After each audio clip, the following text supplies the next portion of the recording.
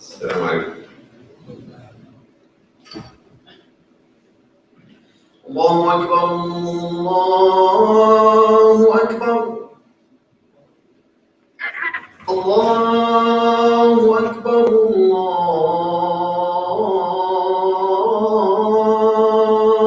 الله أكبر. أشهد أن لا إله إلا الله.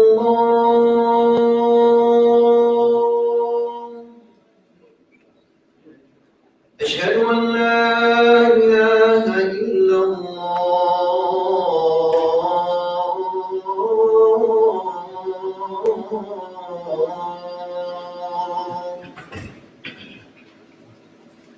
أشهد أن محمدًا رسول الله.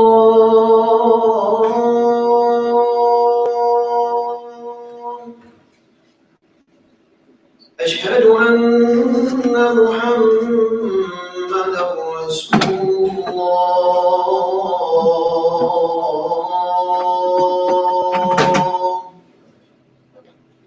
حي على الصلاة.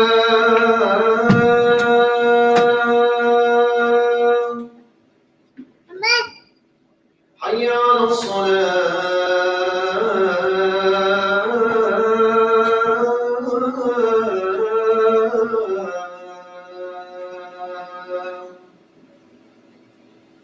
حي على الفلاح.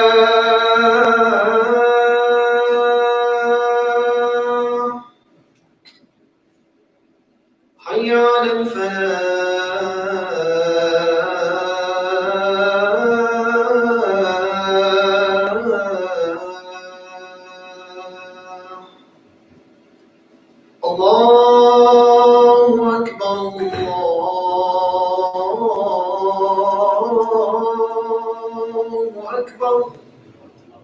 لا إله إلا الله.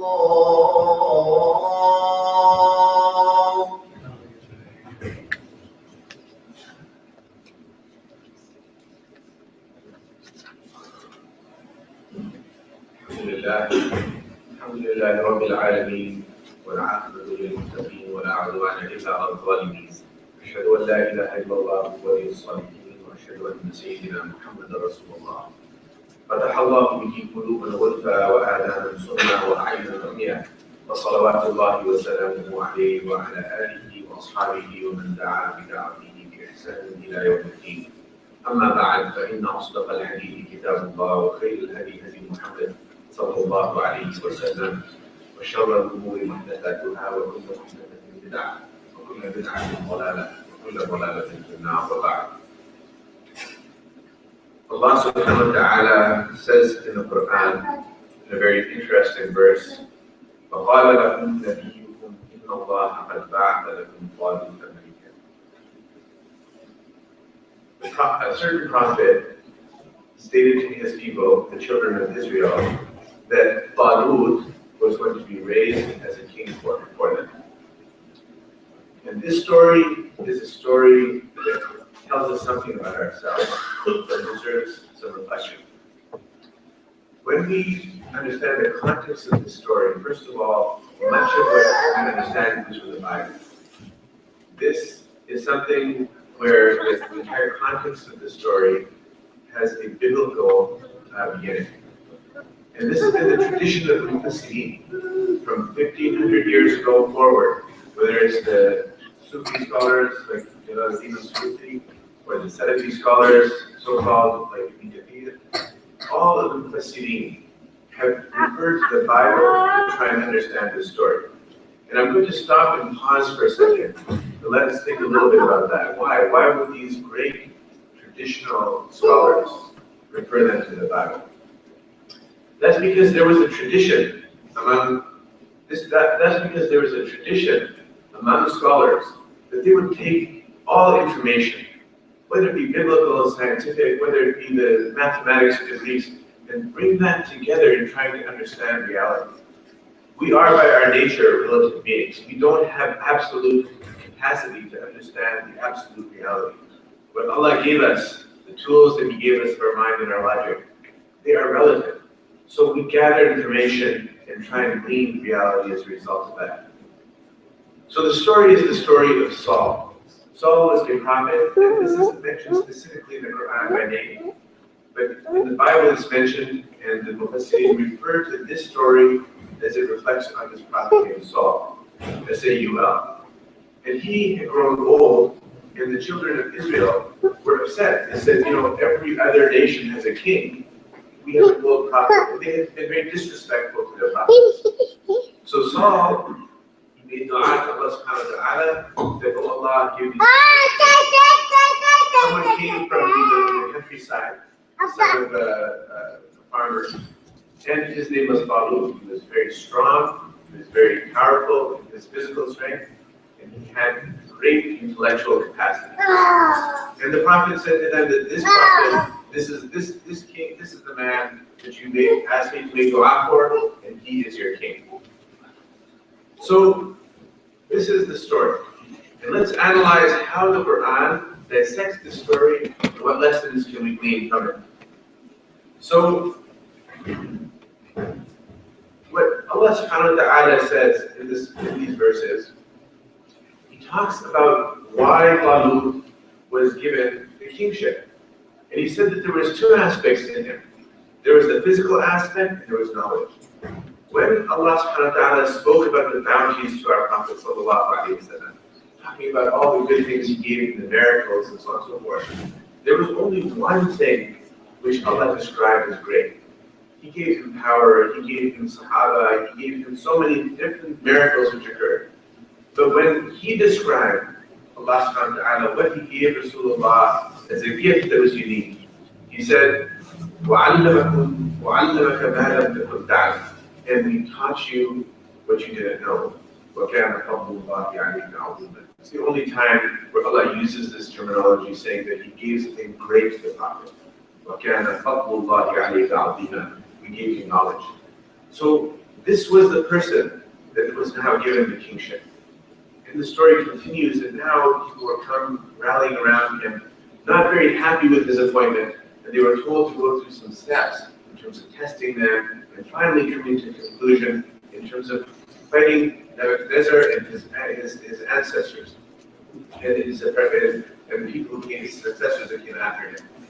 So what was the evidence that this was in fact a great king? So not only a prophet told them that this is your leader, but the Quran very specifically talks about evidence that he gave that you have to respect this king.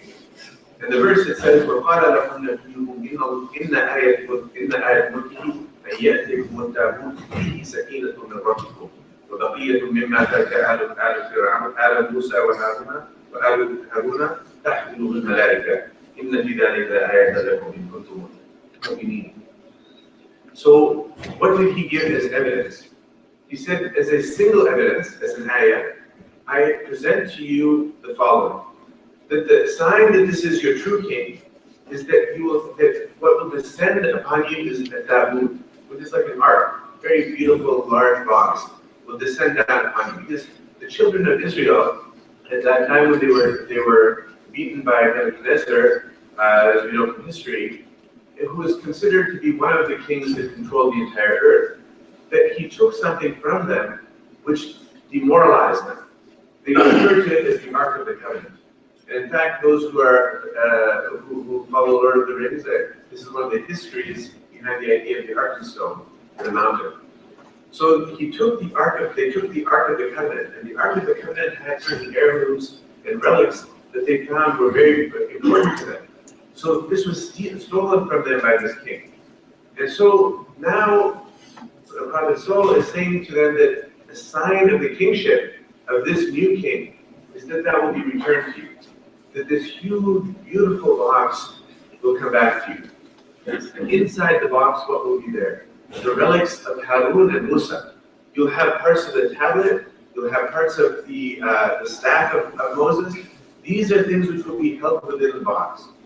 On top of that, what else will you have? فِيهِ سَكِينَةٌ مِّن رَّبِّكُمْ.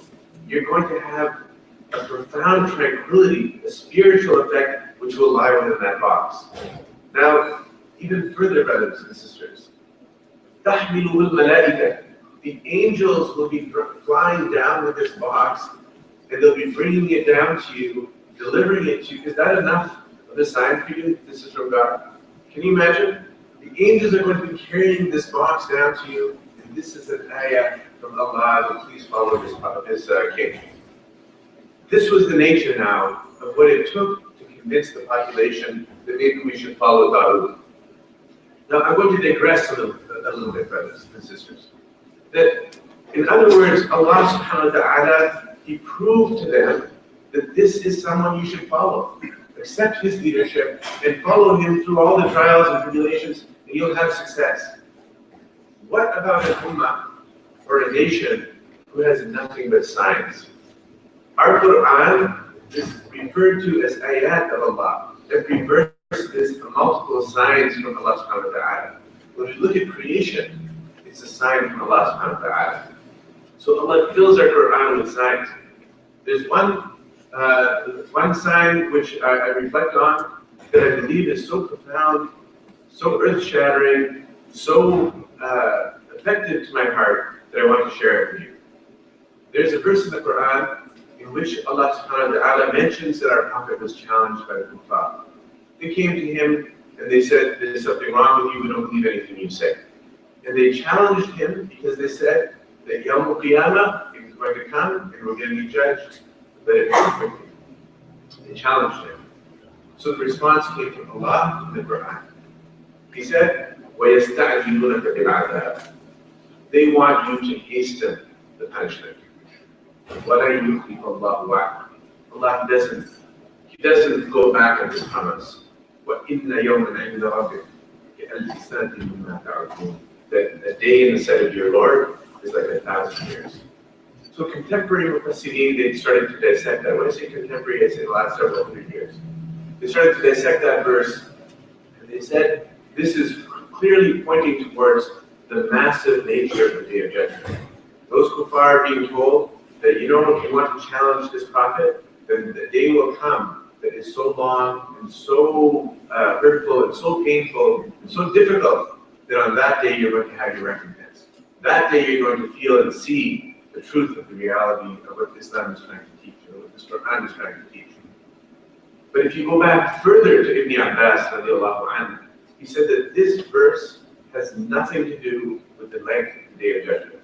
The entire context of the argument was that the kuffar came to Rasulullah said, if it's going to happen, make it happen quickly. We want this punishment to come now. If you want to tell us that you're challenging us, make it come right away. It was arrogant.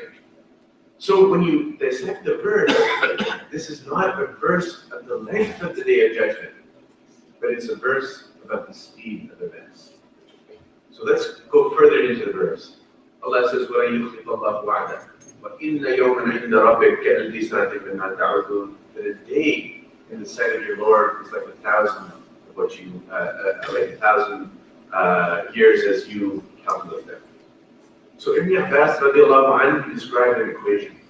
He said there is a distance that moves, there's a distance of movement that occurs. And that distance is how we calculate time. We calculate time as Arabs based upon the movement of the moon. That's a distance. And a day is one day as we all know it. It's well defined through human history. One rotation of the sun. When you go from one point to the other, that's a day. All of a sudden, brothers and sisters, you have equations. You have distance and you have time. So they started to analyze this based upon what's called the synodic calendar. There's something called the sidereal calendar based upon the heliocentric worldview, the Earth traveling around the sun and rotating. And based upon the idea that if you had an absolute point of reference, which is called the synodic calendar, and then you can see the actual distance in our time, in that the moon moves. And if you know the distance that the moon moves, the precise distance, then you're going to have that part of the equation covered. Similarly, you know a day. A day is 24 hours, but not quite. It's 23 something hours. It's not exactly 24 hours. So if you take those two figures together, you'll be surprised at the number you come to. The number is 200,999, 792.458. Does anybody know what that number is? That is the speed of light. So subhanAllah, when they challenged our Prophet sallallahu alaihi wasallam, and they said, you can't make things happen quickly, he provided them with a verse that was revealed, which said to them, you want to challenge me on the speed of events? Then this is how fast Allah can make things happen. That's the context of the tafsir of Ibn Abbas. Now we come back and we calculate what that means, and you get to the third decimal, the nearest centimeter per second, that type of precision of the speed of light. Because we know light is relative, we know that time is relative. That as you achieve quantum speeds, time no longer exists. What Allah is saying is time doesn't exist for me. Do you understand the gravity of this verse?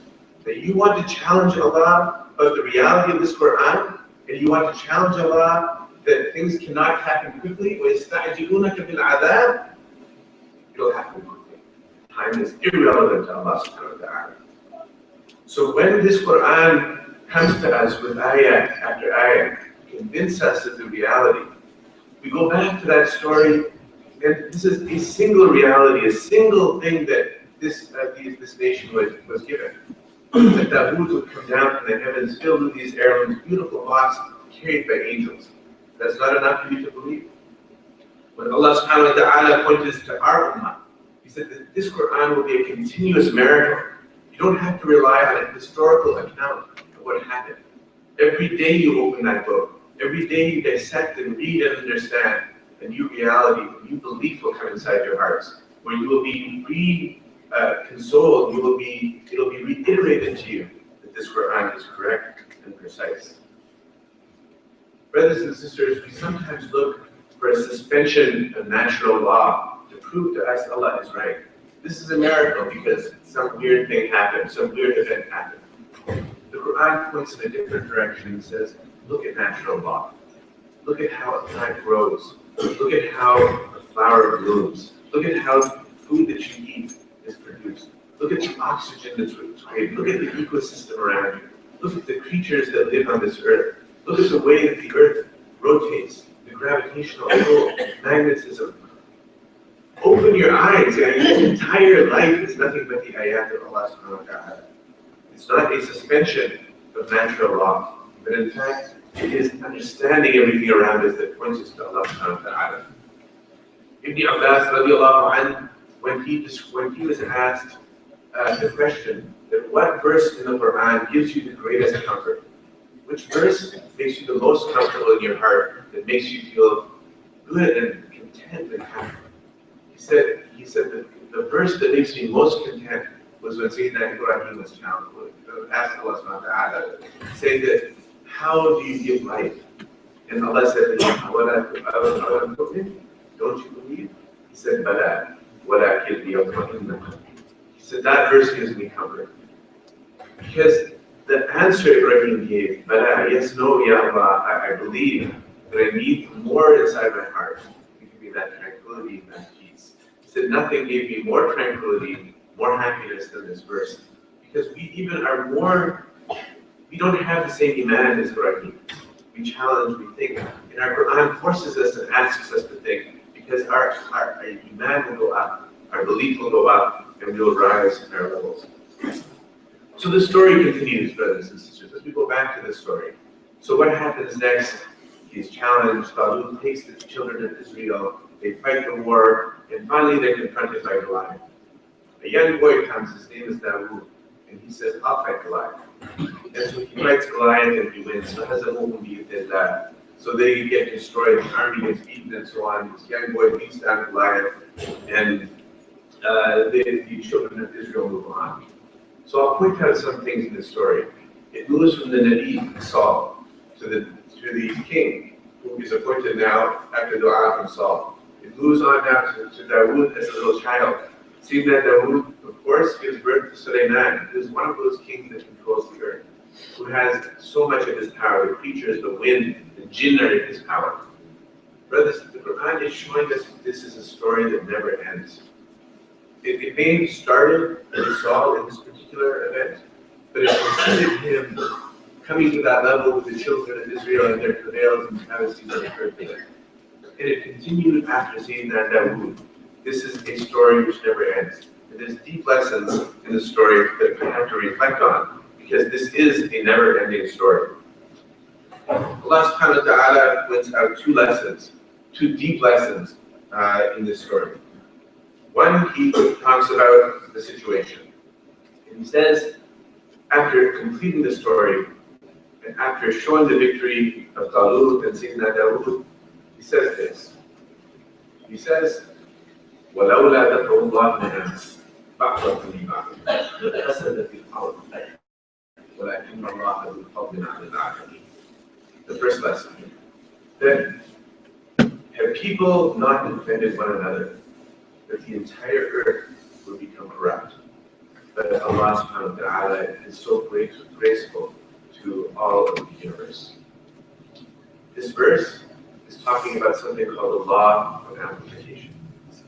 There is an understanding in this world, and you can see it today, that the great equalizer on earth today is technology.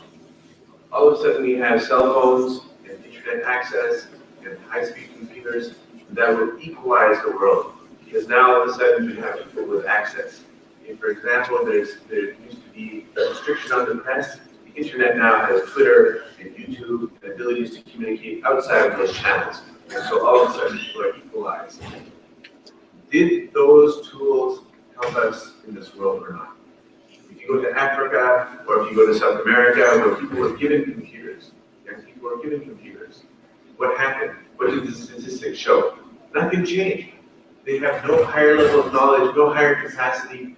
Poverty in this country from the 60s till now, it didn't change. It's still at about 13, 14% of sheer poverty, abject poverty. But the numbers of people impoverished in America is now risen to about 40 million because the population rose. So the actual hard numbers of people in poverty have risen. And the same argument people used before saying that, computers will make everybody equal, well, that was the same argument they used when television came. Well, now we have a TV. Every house will have a TV. We can teach kids. They don't necessarily have to go to Harvard. They can listen on TV and they can gather the same information. And prior to that was the radio, the great equalizer. And prior to that, it was the printing press. But these tools, whether it be a surgeon's scalpel, whether it be a computer, there's other factors that lead to the success of a nation.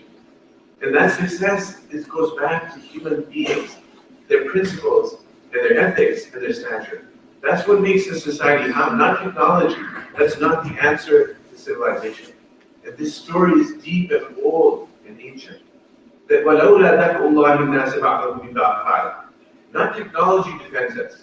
Unless people defend one another, and they utilize the tools that are with them, then there will be great corruption on this earth.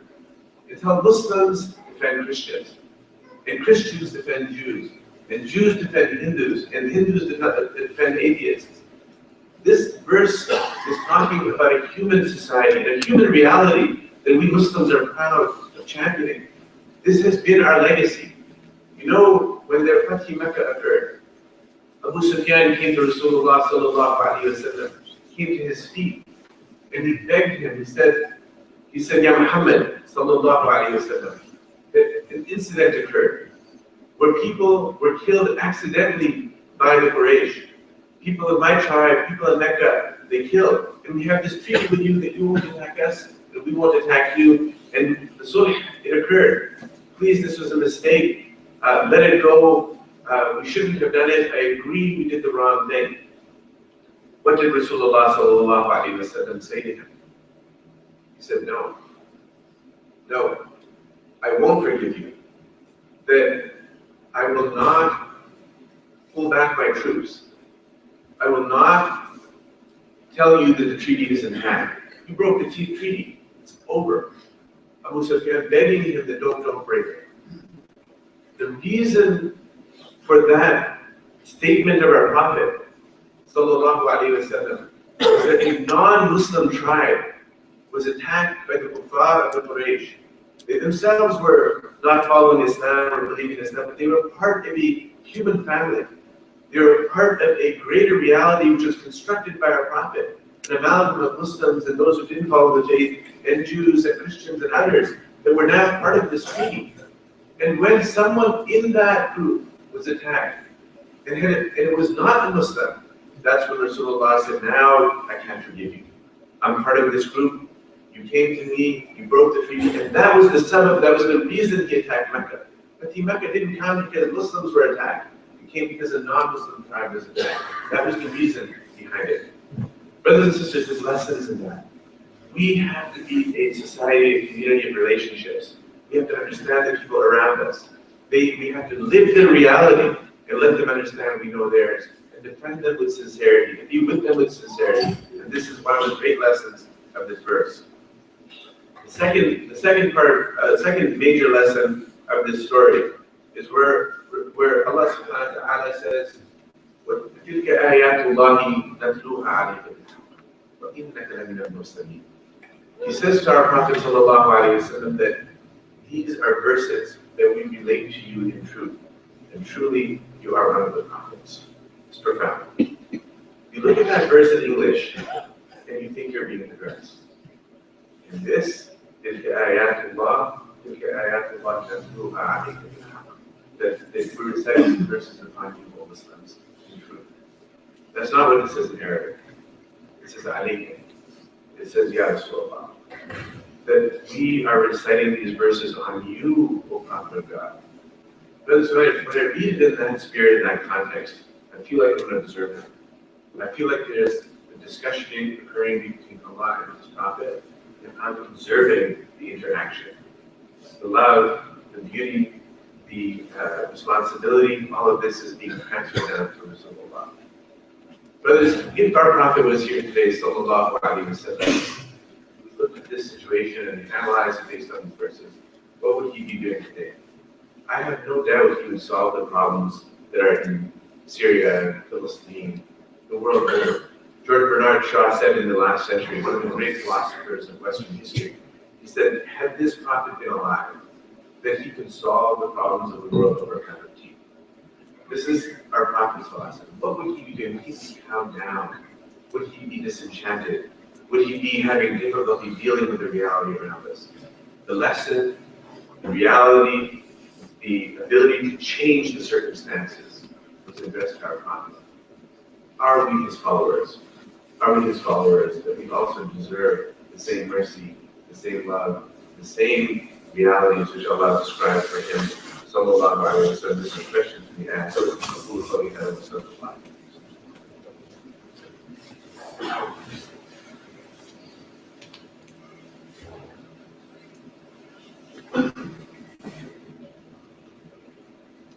Alhamdulillah.